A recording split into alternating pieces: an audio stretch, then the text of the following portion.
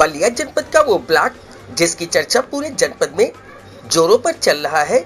उत्तर प्रदेश के बहुचर्चित मामला मुख्यमंत्री सामूहिक विवाह योजना में हुए भ्रष्टाचार में रेवती ब्लॉक के बाबू सुधीर कुमार के संलिप्त होने के बाद भी जांच से बरी हो जाना और दोबारा उसी ब्लॉक में कार्यरत होने की सूचना से पूरे क्षेत्र में हड़कंप मचा हुआ है। कई समाज सेवी तो इसकी शिकायत लेकर जिला अधिकारी कार्यालय तक पहुंच गए।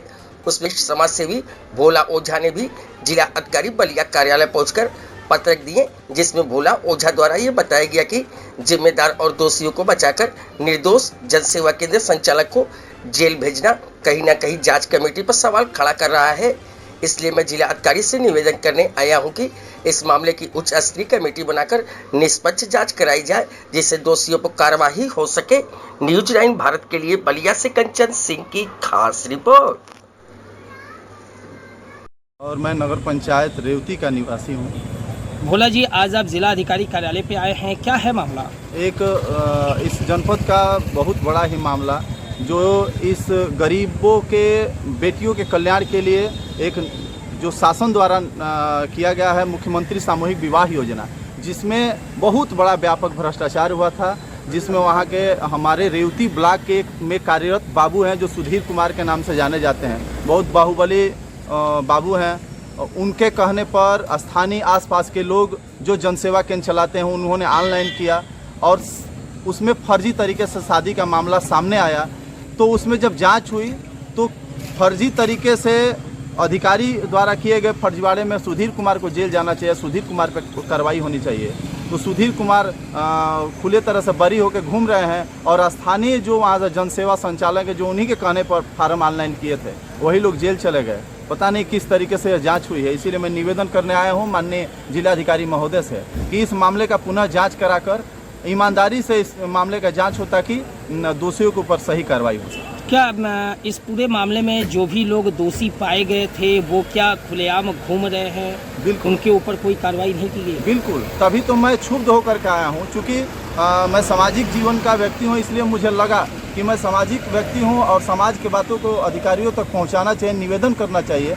तो मैं माननीय जिलाधिकारी से निवेदन किया हूँ और इस ज्ञापन को आज दिया भी हूँ ऑफिस में कि ताकि मेरे ज्ञापन पर विचार किया जाए और ये बाहुबली जो यहाँ के बाबू हैं उनके ऊपर कार्रवाई हो। उन्होंने ही सारा भ्रष्टाचार किया है। चूँकि उच्च अधिकारियों का कहना है कि हमारे रेवती ब्लॉक के बाबू ने हम सभी के उच्च अधिकारियों का फर्जी तरीके से साइन करके उस फार्म को अप्लाई किया था और वो फार्म फर्जी भी पाया गया।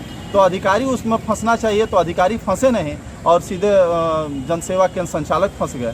तो जरूर कहीं ना कहीं से इस मामले में जनसेवा केंद्र संचालक जो हैं उनका क्या नाम है? स्थानीय कई ऐसे संचालक हैं जो फंसे हुए हैं। एक चौहान है, एक गुप्ता जी हैं, ऐसे करके फंसे हुए। हमें उनके पक्ष में नहीं बोलना है। मुझे कहने का अर्थ यह है कि जो विभाग का अधिकारी सर्वसर्वा होता है और विभाग का अधिकारी फर्जीवाड़ा करता है तो अधिकारी भी उस कानून के दायरे में आना चाहिए जो आम लोगों के ऊपर वो कानून लागू होता है। तो अभी आप जिला अधिकारी महोदय से मिले, क्या आश्वासन दिया गया? उन्होंने कहा कि निष्पक्ष इस पर जांच की जाएगी और आपको संतुष्ट किया जाएगा। तो अभी आप इस विभाग से, समाज कल्याण विभाग से संबंधित अधिकारियों के पास भी अपने न्याय की गुहार लगाई या उनको भी मामले से अवगत कराने का प्रयास किया? बिल्कुल बिल्कुल, उनको भी मैंने लेटर लिखा है, रजिस्ट्री किया है। चूँकि मिल करके नहीं दिया हूँ, कल ही का मैं रजिस्ट्री कर दिया हूँ और रजिस्ट्री करके उनको सूचना दिया हूँ, जिनकी कापी मुझे मेरे पास है। उस संबंध में मैं मिलूंगा। जिस बड़े बाबू का आप नाम ले रहे हैं जिनका नाम सुधीर है, वो इस समय कहाँ पे हैं? और जांच हुई, उनको वहां से हटाया गया, जांच कमेटी के द्वारा वहां से हटाया गया, लेकिन पता नहीं किस बाहुबली तरीके से फिर उसी ब्लॉक में तैनात कर दिया गया। रेवती ब्लॉक में ही कार्यरत है। आज जिस ब्लॉक में वो फर्जीवाड़ा किए उसी ब्लॉक में कार्यरत। आपके एप्लीकेशन में ये लिखा गया है कि वो कागज के साथ भी हेर फेर कर रहे हैं जब से यहाँ पर ड्यूटी ज्वाइन किए हैं। क्या इसमें विभागीय अधिकारी हैं और उनको लग रहा है कि हम यहाँ जो भी साक्ष्य से हेर फेर किए हैं, छेड़छाड़ किए हैं, अगर उसको सुधारेंगे नहीं तो हम भविष्य में फंस सकते हैं। तो वही आज कार्यरत हैं, उनको मौका मिला है, उसको सुधार रहे हैं, उसके हेर फेर कर रहे हैं, उस कागज को सुदृढ़ कर रहे हैं ताकि भविष्य में उनको कोई खतरा ना हो सके। अभी आप क्या चाहते हैं इस पूरे मामले? मैं चाहता हूँ कि निष्पक्ष इस मामले की जाँच हो और जो भी दोषी है उन पर कड़ी से कड़ी कार्रवाई हो।